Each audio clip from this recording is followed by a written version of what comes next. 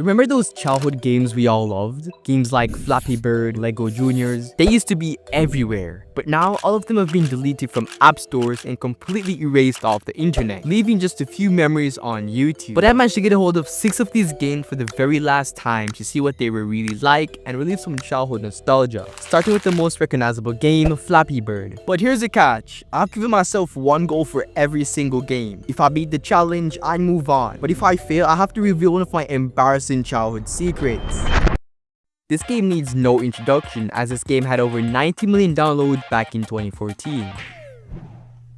The game is relatively simple. Tap the screen to go up and don't hit the green tubes. But for me to even move on to the next game, I must make it past the high score of 10. Sounds low, but as a child I could not make it far. But as I played the game, I completed this challenge first try. Now, as much as Flappy Bird is a legendary classic, after a couple rounds, the magic wears off and the rage sets in. This game basically defined 2014, so overall I'm putting Flappy Bird in the C tier. Alright, next up is Turbo Fast, the mobile game based on that Once in a Movie that had no business being as entertaining as it was. Now get out there! Smell up! The game starts off by letting you pick between a male or a female racer, and then it throws you straight into the controls menu. Tilt, touch, buttons, or slide, basically 4 ways to crash into walls. Then you get your tutorial, and right after that, the game's like, hey, want to upgrade your snail? Spoiler? Like, bro, I didn't even finish your tutorial yet, and you're already selling me car parts for a snail. Anyway, first race is against a snail named Burst, and after smoking him, the game introduces you to the tune-up shop. Here you can upgrade stuff like speed, acceleration, steering, and boost, all for the low price of 250 tomatoes. Yeah, tomatoes are basically this game's gold, of course. If you run out, the game instantly reminds you, hey, you can buy more. Classic mobile game move, honestly. Next, I went head-to-head with another snail named Zip. And that's when the game introduces racing mods. These are basically cheats with fancy names. You get things like Super Start, Extra Speed, or Extra Boost, while the rivals get hit with handicaps like being stunned at the start.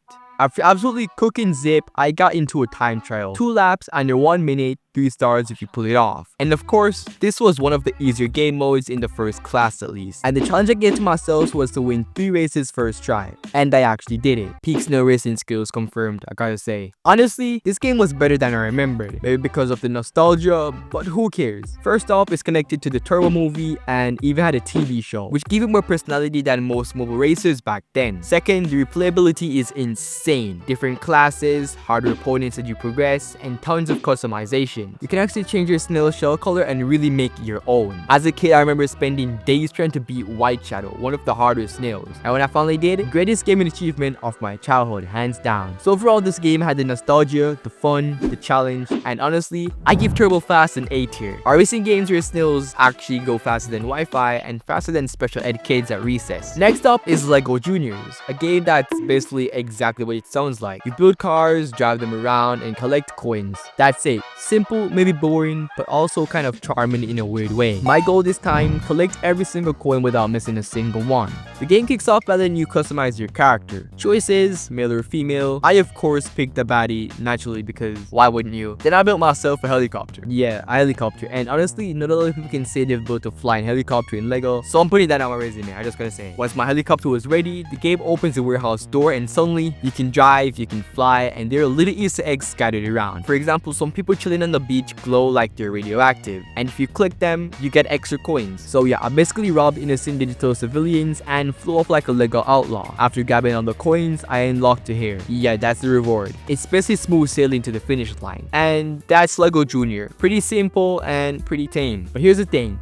This game hits harder than it seems, because back in the day, me and my best friend would play this non-stop. Would compete, build cars, set little challenges for each other. It was pure nostalgia, and honestly, thinking about it now makes me wonder how he's doing, because we haven't talked in years. And this game really brought back all those memories. The emotional weight aside, the replayability is terrible. Once you've built all the cars and collected all the coins, there is really nothing left to do. So overall, Lego Juniors is a C tier. Fun for the memories, but don't expect it to keep you hooked today. Alright, next up we've got Max Steel Rise of Elementor. Now this game gave me nostalgia I didn't even expect to feel again. It started off pretty simple. Max and Berto are chilling when they notice a dormant Ultraling. Suddenly you're sprinting through this rocky desert, dodging boulders, cactuses, and all kind of chaos. From the start, it felt more than just another runner. The gameplay was basically endless running, but with way more going on. You weren't just jumping over rocks, you had to pay attention because Miles' dread robots would show up, and when they aimed at you, a red marker would appear on the ground. That meant you had to move fast or get blasted. It made the game feel less like just swiping left and right and more like an actual reaction test where you were constantly scanning the screen. As you kept going, the power started coming in. Turbo Pulse lets you blast projectiles, you could throw steel to hack bombs, and the coolest moment was when you had to trace an M to transform into strength mode. I still remember fighting those purple and golden robots. They felt way tougher than the normal ones, and transforming to beat them made it feel like a proper boss fight, not just another wave of enemies. Then there was my actual challenge for this game. Don't die a single time and kill the fire elementor. The boss fight was simple but intense. Lava spouts heating up 2 of 3 spots, fireballs raining down, and then those rare openings where you had to run in and attack.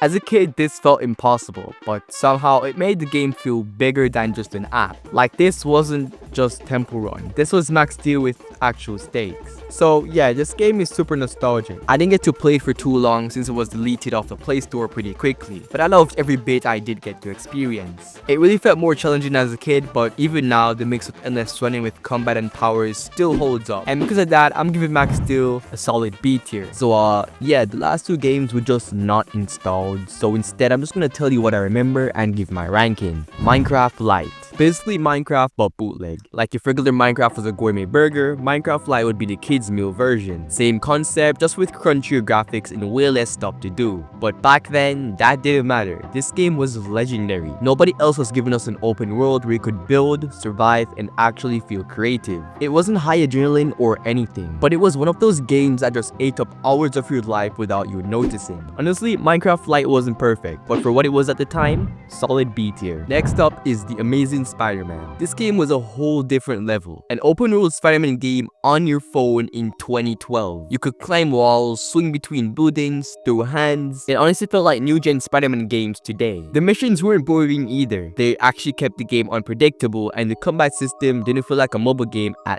all. Plus, just being able to swing around New York City on a tiny phone screen back then, it was unreal. Like, this was one of those games that made you feel like the future had already arrived. So for me, easy S tier.